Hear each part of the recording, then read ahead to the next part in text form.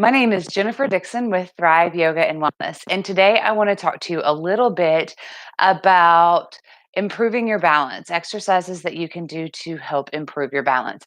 We're not going to really get into an actual exercise per se today, but what I want to work on is helping you to decide the best surface on which you should practice your exercises, which will be coming up in the next several weeks. So, the key thing to remember when you are working on your balance is the more uneven the surface, the harder the balance is going to be. So if you are really, really struggling with getting or maintaining or building back up your balance, I suggest a much firmer and flat surface like the hardwood floors that I'm currently kneeling on.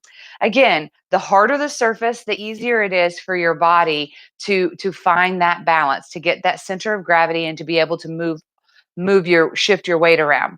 So keeping that in mind, if you're sitting here like, okay, that's all fine and good, but I'm in a yoga class, how can I, or if I'm practicing yoga, how can I do that on a hardwood floor? Good question. There are lots and lots and lots of different yoga mats available, and some of them offer different qualities to help improve your practice. So, for example, here is the Lululemon travel mat. It's really, really, really thin. I'm going to actually roll it up to make sure you can see it. This is really thin so that it can fit into your suitcase, right? You don't want to carry around something that weighs a ton and takes up a whole bunch of room. But if you look at this yoga mat, it is super thin. I'm going to put the dimensions in the comments below so you don't have to worry about it.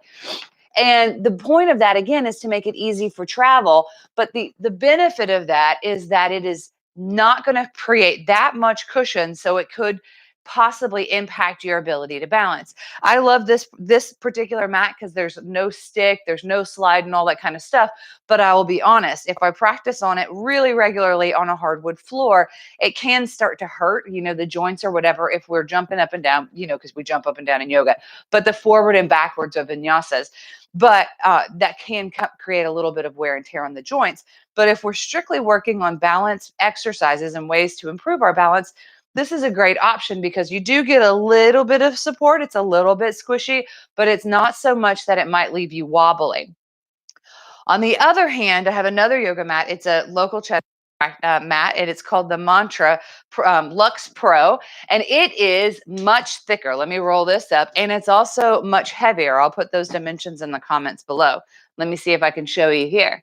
So this is almost 3 times as thick, I believe, as the Lululemon. And the benefit of that, and I mean, it is like, look, my muscles are working to hold this up.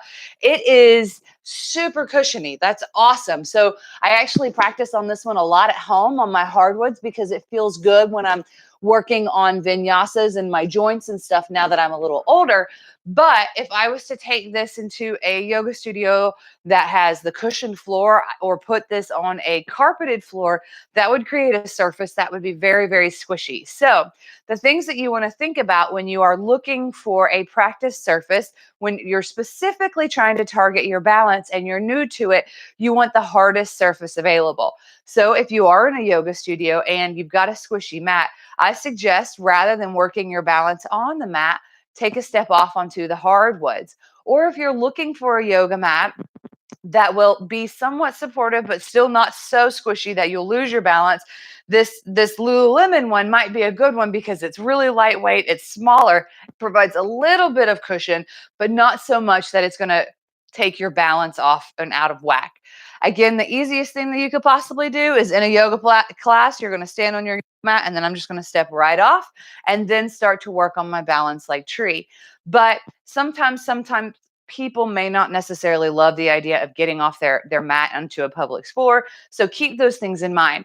When you're working on your balance, you want the hardest surface possible. So like this hardwood floor. If you don't have hardwoods, that's okay. You can practice like on a linoleum floor. Your balance is what I'm talking about here. You can practice on your linoleum floors. Carpet with lots of padding equals lots of cushion, which could also equal a little bit more challenging balance. But if you're a little bit further along in your progression of balance work, that's actually really good. The squishier the surface, the harder it is for you to hold your balance. So basically, if you can practice it on a carpet, then you're going to be able to practice it everywhere. Thanks so much for watching this super quick tutorial on how to get ready to practice your balance. Stay tuned. Tomorrow we will do a very, very, very beginning balance prep for you. And I'll make sure to have all of these surfaces out so you can demonstrate or see them demonstrated on all three surfaces.